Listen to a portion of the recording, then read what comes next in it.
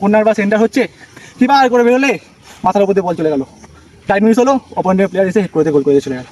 চলে এলাম নতুন একটা প্র্যাকটিসের ভিডিও নিয়ে। তো অনেকে কমেন্ট করেছিল দাদা আমার কর্নারের বল এয়ারের বলগুলো একটু প্রবলেম হচ্ছে, তারপরে সামনে থেকে বল মারলে আমি মুখ ঘুরিয়ে নিচ্ছি, তো এইগুলো কীভাবে ইমপ্রুভ করবো। তো ভিডিওটা দেখতে থাকো, যাদের এগুলো প্রবলেম হয় এই ভিডিওটা তাদের জন্য অনেক হেল্পফুল হবে। তো গাইস তোমাদেরকে ভয়টা নিজে থেকেই কাটাতে হবে। তোমরা যেগুলো ভয় পাও, ধরো সামনে থেকে বল মারলে তো একদিন বললে যে মুখ ঘুরিয়ে নাও, তো এইগুলো ভয়টা তোমাদের নিজে থেকেই কাটাতে হবে। তার জন্য তোমায় কী করতে হবে, প্র্যাকটিস করতে হবে। সামনে থেকে যেগুলো ভয় পাও না সেগুলো বেশি করে প্র্যাকটিস করবে। যেগুলো ভয় পাও, সামনে থেকে কাউকে বলে জোরে জোরে বল মারতে, ওগুলো সাহস করে বলগুলো না ধরতে পারলেও ফিক্স করবে। সামনে থেকে বল মারলে তাহলে গ্রিপ করতে পারবে না, ওগুলো ফিক্স করবে। তো ওই সাহসটা তোমাদেরকে আনতে হবে। বলগুলো মারবে, তোমাদের যত সেভ করবে না তত তোমাদের সাহসটা আস্তে আস্তে আসবে।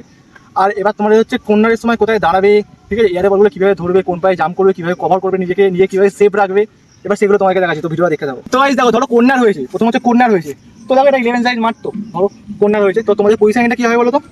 যদি প্রথমত তোমাকে দেখতে হবে যে প্লেয়ারটা কোন পায়ে মারছে।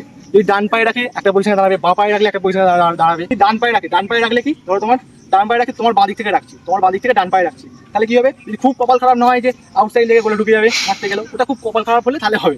আর যদি বাঁ পায়ে রাখে, তাহলে যদি তোমার এখন বেরিয়ে দাঁড়া, তাহলে কিন্তু বাঁ পায়ে সুইং খাইয়ে গোলে চলে যেতে পারে, সুইং খেয়ে বলটা গোলে চলে যেতে পারে। তাই তোমাদের পজিশনটা প্রথম ডান পায়ে রাখলে কি হবে বলো তো, সবসময় তোমার বেরিয়ে দাঁড়াবে। আর এই যে পাটা, এই 18 যে বক্সটা আছে, এই যে পাটা, এই পায়ে টোটা থাকে আপনার ওদিকে এইভাবে দাঁড়াবে। অনেকে কি করে এইভাবে দাঁড়াও, এইভাবে দাঁড়ালে তোমার সামনে বল না নিতে পারবে না, এই সামনে বল এইভাবে নিতে পারবে না। তো সময় এইভাবে দাঁড়াবে, এইভাবে দাঁড়ালে কি হবে, তোমার সামনে বলগুলো নিতে পারবে, ব্যাকে বলে যেতে পারবে, সব বল যেতে পারবে। তো সবসময় এইভাবে দাঁড়াবে, এই টোটা 18 বক্সটা আছে ওইদিকে ফেসটা হয়ে থাকবে, বলটা দেখবে এইভাবে দাঁড়াবে, বল যেদিকে থাকবে সামনে দিলে সামনে আসবে, ব্যাকে গেলে ব্যাকে যেতে পারবে, আর যদি গোলের দিকে আছে গোলের দিকে যেতে পারবে। কিন্তু তোমরা যদি এইভাবে দাঁড়াও, এই যদি পুরো একদম এইভাবে ফেস করে দাঁড়াও, পেছনে বল নিতে পারবে না, পেছনে বলগুলো নিতেই পারবে না, সামনে বলগুলো হয়তো পেয়ে যাবে, কিন্তু পেছনে বলে একটাও পাবে না। আর তোমরা যদি এইভাবে দাঁড়াও, সামনে বলগুলো পাবে না, সামনে বলে একটাও পাবে না। তো তোমাদেরকে প্রথমে দাঁড়ানোটা জানতে হবে, এই যে দাঁড়াচ্ছ, এবার তোমরা দেখো যে তোমরা বলগুলো কীভাবে ধরবে। দেখো এখন তো কর্নার মারার লোক নেই, হাতে করেই বল দিচ্ছে, তো দেখো আমি কীভাবে ধরছি। তো দেখো হচ্ছে পরিণতি, তো আমি একটু বেরিয়েই দাঁড়িয়ে আছি, কারণ হচ্ছে ও একটুখানি এতেই দেবে, মানে বাইরেই দেবে, বাইরে বা সামনে গোলে তো দেবে না। আর এখানে যদি বল থাকে আমার পজিশনটা প্রথমত এখানে হবে না, দেখো কর্নারের মতো আমি দাঁড়িয়ে আছি, এই যে দাঁড়িয়ে আছি, বলটা দেখছি, ও বলটা দেবে, আমি কীভাবে ধরছি দেখো সামনে বলটা কীভাবে ধরলাম, দেখো বাঁ পায়ে জাম্প করলাম, ডান পাটা কভার করলাম। তার কারণটা হচ্ছে কি, প্রথমত হচ্ছে যদি ডান পাটা কভার করো না, অপোনেন্ট টিমের প্লেয়ার যদি তোমার ধাক্কা লাগে না, অপোনেন্ট টিমের প্লেয়ার সরে যাবে। আর তোমরা যদি উল্টো পায়ে জাম্প করো, উল্টো পায়ে মানে কি, ওই থেকে সেন্টার আছে, তোমরা এই ডান পায়ে জাম্প করলে, তাহলে এই পাটা কভার হলো, এই পায়ে কভার হলে কি তোমার তো প্লেয়ার সব এই দিক থেকে আসবে, তোমার ধাক্কা মারলে তুমি পড়ে গেলে বল দেবে গোলে চলে গেছে। তো এই প্রবলেমগুলো অনেকের হয়। প্রথমত স্টেপগুলো কিন্তু তোমার ঠিকঠাকভাবে নিতে হবে, কোন দিকে বল থাকলে কোন পায়ে জাম্প করবে, কীভাবে কভার করবে। আর তোমরা যদি এইভাবে জাম্প করে বল ধরো না, নিজেকে সেভ রাখতে পারবে। যে কোনো প্লেয়ার, তোমার টপার হোক, স্ট্রাইকার হোক, অপোনেন্ট টিমের ধাক্কা লাগবে সরে যাবে, তোমারও চোট লাগার সম্ভাবনাটা অনেক কম থাকবে।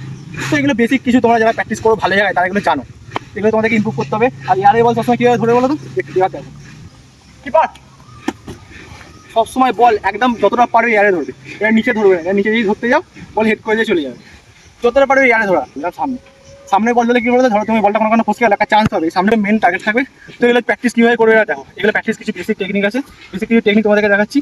তো যারা নতুন গোলকিপার একদম কিছু জানো না, জাম্প করে কীভাবে বল ধরবে, এয়ারে বল কীভাবে ধরবে, অনেকের কী হয় বলো, এয়ারে অ্যাডজাস্ট করতে পারো না, যে হয় বল আগে চলে যাচ্ছে তারপরে জাম্প করছো, বলের সাথে অ্যাডজাস্টই করতে পারো না। তো এইগুলো ইমপ্রুভ করার জন্য কিছু প্র্যাকটিস দেখাচ্ছি, প্র্যাকটিসটা দেখতে থাকো। সামনে দাঁড় করবে যে বল দেবে, আর তুমি একটু ওর কাছ থেকে একটুখানি সামনে দাঁড়াবে, তো কী করে বলো তো, খালি এয়ারে বল দেবে, যে কোনো পজিশনে, ধরো এই সাইডে দিল, এই সাইডে দিল, মাঝখানে দিল, যে কোনো পজিশনে বল দেবে, তুমি খালি যাবে, সিঙ্গেল লেগে জাম্প করবে আর বলগুলো ধরবে আর কল করবে মুখে। তো এগুলো তোমাদের বেসিক প্র্যাকটিস করতে হবে। তো দেখো চলো কিপার বলতে হলে কোনো তাড়াহুড়ো না, এই যে বলটা ধরলে আবার ওকে দিকে আসতে করে আবার পজিশনে চলে যাবে, আবার দাঁড়ালে কিপার পায়ে একটু ভর খাচ্ছে দাদা আমার, তো আবার ইসি চলে গেলে চলো কিপার, এই যে ব্যাকে বল দিচ্ছি, ব্যাকে দিলে হবে, ব্যাকেগুলো ধরতে হবে, যেমন বলা আসবে তোমাদেরকে তেমন ধরতে হবে, কিন্তু এয়ারে বলগুলো ধরতে হবে। কিপার ঠিক আছে, সিঙ্গেলে জাম্প করলাম, কভার করলাম।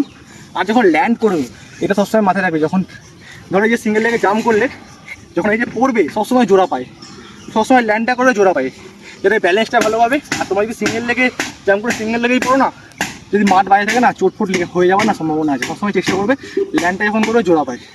তো এইগুলো হচ্ছে বেসিক কিছু প্র্যাকটিস। আর যখন কেউ মাঠে থাকবে না, তখন তোমরা কী প্র্যাকটিস করে বলো তো, এইগুলো ইমপ্রুভ করার জন্য নিজেই দেখো বল নেবে একটা, এই একা একা নিজেরা মারবে, বাট বল ধরবে, নিজেই প্র্যাকটিস করবে, এগুলো নিজে মারবে, নিজে ধরবে, প্রথম ছোটো ছোটো মারবে, ধরলে এগুলো যদি ইসি ধরতে পারো আস্তে আস্তে হাইটটা বাড়াবে। এগুলো করলে কী বলো তো, বলের সাথে তোমাদের জাম্পটা অ্যাডজাস্টও হবে। একটা বলো দেখবে তোমাদের ফ্লাইট মিস হচ্ছে না। অনেকে কী হয় বলো তো, কর্নার বা সেন্টার হচ্ছে, কিপার করে বেরোলে মাথার উপর দিয়ে বল চলে গেল, ফ্লাইট মিস হলো, অপোনেন্টের প্লেয়ার এসে হেড করে গোল করে দিয়ে চলে গেল। এগুলো একটাও ফ্লাইট মিস হবে না। তো ভিডিওটা কেমন লাগলো কমেন্টে জানিও, তোমাদের এগুলো বেসিক কিছু টেকনিক দেখালাম। আর তোমরা নেক্সট কি প্র্যাকটিসের ভিডিও যাও কমেন্টে জানিও। চলো টাটা।